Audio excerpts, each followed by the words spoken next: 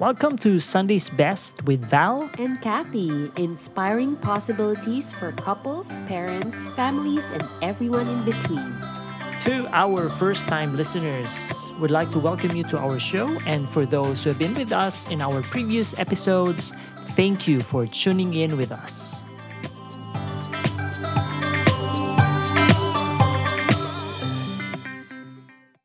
So finally, natapos din ang ating mga recognition and graduation events for the past week. Grabe, no? As in, for the past week, all we did was go back and forth the school for 3 separate events and 3 OOTDs. Grabe, no? ang nakakatawa diyan sa event natin na yan, yun nga, parang separate kasi siya. Unlike pre-pandemic, pagka pwedeng pagsabay-sabayin yung recognition and graduation ng mga bata, pinagsasabay ng mga schools, di ba? So ngayon, just to make sure that everyone is actually safe and controlled yung crowd, the school has actually decided na gawin siya on a per level basis, di ba? Tama. And nakakaano din siya, nakakatuwa kasi, di ba, we were able to go there and kumbaga celebrate each student, each child separately, no? And the culminating event was really the graduations ng both grade 12 and grade 6 natin ng mga kids, si Uno and si Super. Para sa akin as parents, it's really kumbaga, tayo mismo, we are also celebrating with them. Kasi grabe din yung ating hindi naman struggle, but the challenges of really putting them up into a private school, bringing them to school, back and forth for the past months. And I think itong year na to, the past school year was really, special kasi hybrid siya, di ba? It was a year na half of the school year online, and then eventually the school decided na sige, mag face to face na talaga tayo. Exactly. And considering also na for the past 3 years, naka-Zoom sila, di ba? Virtual lahat ng learnings nila. Tapos finally when everything eased up, ang ganda lang din ng dynamics kasi nga parang 3 times a week pumapasok sila ng face-to-face. Hindi, 4 times a week pumapasok sila ng face-to-face. Tapos, one day within the week, nag-go online sila, di ba?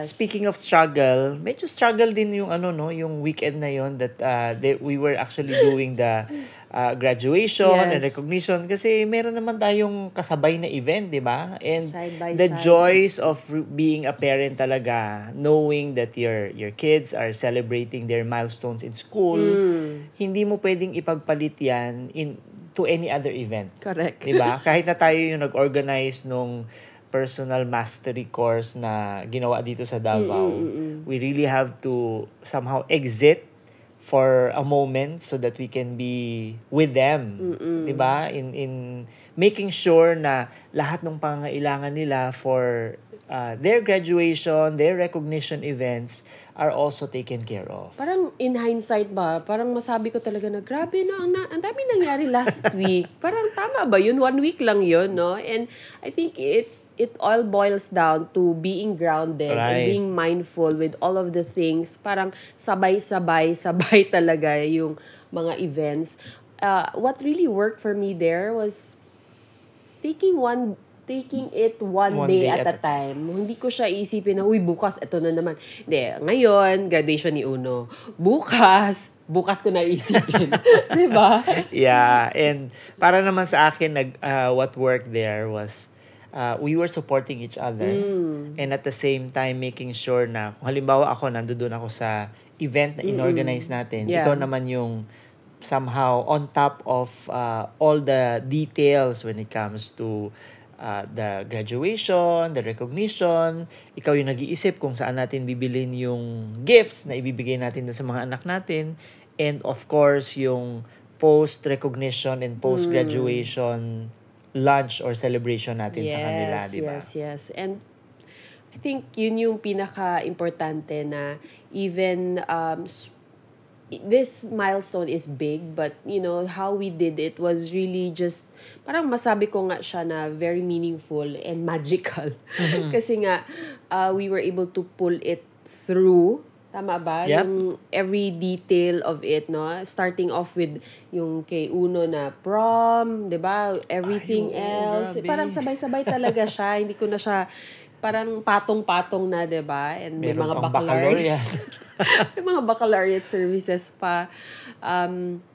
Siguro yung pwede ko talagang ipat my shoulders on the back. Yep. No? Tama ba? Pat myself on the shoulders. Is we were able to pay their tuition fees na natapos natin, na hindi tayo nag-struggle. Month on month, binayaran natin. Yun yung yun yung masabi mo talaga na, ay, salamat. Natapos na naman isang school year. Nabayaran ko lahat ng mga tuition fees. Walang backlogs. And on to another school year. Considering na 4 yan, sabay-sabay. And private school. Private school. Diba? So, question, paano mo minanage yun? Paano mo ginawa yun? Oo nga, paano nga ba? Budget, diba? Budget is real. If meron akong secret talaga, yan yung strength ko is really budgeting and being able to really set aside what's important, no? Money for important things. And syempre ang education is really part of our priority and expenses on a month-to-month basis. So, syempre, 4 yan. Hindi mo naman pwedeng one blow agad lang yung bayad. So, what we did was really pay it in an installment and making sure I track it, no? And put reminders on my calendars, on my phone, na okay, ito na yung due date. So, lahat yan na-organize naman. And thank God, all provisions were given as well. And it's also good na we have our source of income. Yes. That allows us to really provide for all their needs in school, di ba? Yes. To make things happen para sa mga anak natin. Although, of course, gaya nung previous episodes natin, di ba? Hindi naman tayo ganun ka ingrande kapag nagre-recognize or ng efforts ng mga anak natin, kapag meron silang mga achievements sa school. At least yung mga basic na mi-meet natin. Tama ba? Nagulat nga si Uno. Or somehow, syempre, he was asking for a graduation gift. Diba? And syempre ako parang, of course, I want to honor him for a job well done. Right. In fact, hindi niya in-expect na magkakaroon siya ng honors. But he really did well. As in, I should give it to him. And of course, no, perhaps if he will compare, no, if he will compare the gifts ng mga parents ng friends niya sa kanila, 'di ba? I'm sure malalaki talaga yung mga gifts ng parents ng friends niya. Mas engrande. Engrande talaga. But of course, I want to make sure na it's special. We want to make sure na ma-appreciate din niya. And lo and behold, happy naman ako na na-appreciate niya yung gift natin. Kahit ako nga na-appreciate ko yung gift natin. Kasi when I graduated in high school, hindi naman ganun gift ang natanggap ko. Ano nga ba yun? Watch. It's a watch. Diba? It's a watch. Yeah. And medyo maganda siya kasi hindi ko na-expect na magiging masaya siya dun sa watch. Knowing that, of course, he belongs to the Gen Z. Tama ba? Alpha na yata. Alpha. Generation Alpha na siya eh. Diba? So, and of course, siguro lang talaga, no, bumabalik lang yan sa uso. Sa uso. yung watch. And yung watch pa na nabigay natin sa kanya is an automatic watch, di ba? So, hindi siya yung di baterya lang. And kung titingnan mo, parang pwede namang mga daddies na ang pwede magsuot nun. But na-appreciate talaga niya how stylish it is. Yes. Di ba? Tapos, tamang-tama pa dun sa gusto niya na stainless ang look. Tapos, black dial. So, I'm happy to see yung smile on his eyes nung binubuksan niya yung yung gift niya, 'di ba? But more than the gift, it's really being able to, yun nga yung sabi mo yung appreciating yung efforts that he actually put into his studies. Correct. Imagine ang daming mga challenges na pinagdaanan ni Uno as far as his studies is concerned, 'di ba? So muntik na siyang ma-expel because of being late in school, di ba? Halos nagkakasunod-sunod yung late niya. But thank God for the lockdown during the pandemic na blessing.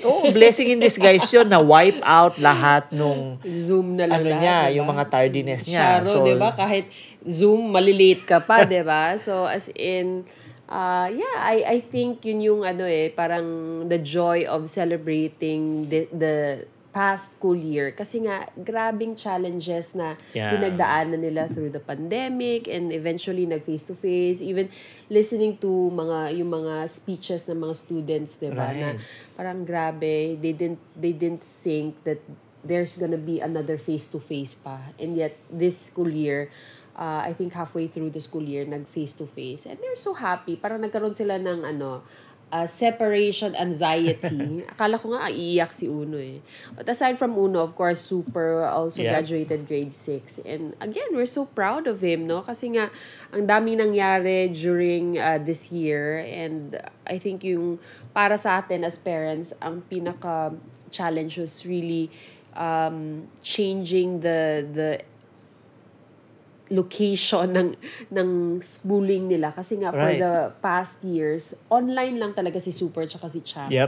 And yet these two guys, these two kids were able to transition, even transferring from another school, right? And then going to this new school and yet graduating with flying colors as well. So parang wow, with little supervision from us. And yun din yung gusto kong i-highlight din dito sa talk natin ngayon, na yung mga anak natin, self-managed sila, di ba?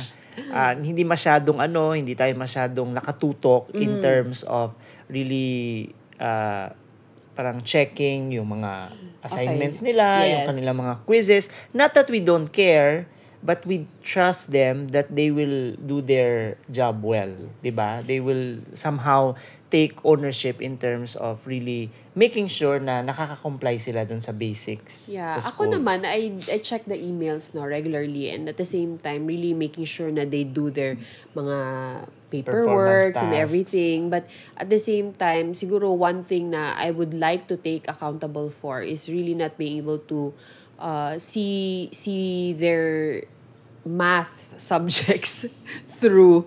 Kasi, honestly, hindi ko talaga forte ang math. And yet, yun nga, ito yung parang struggle nila na subject.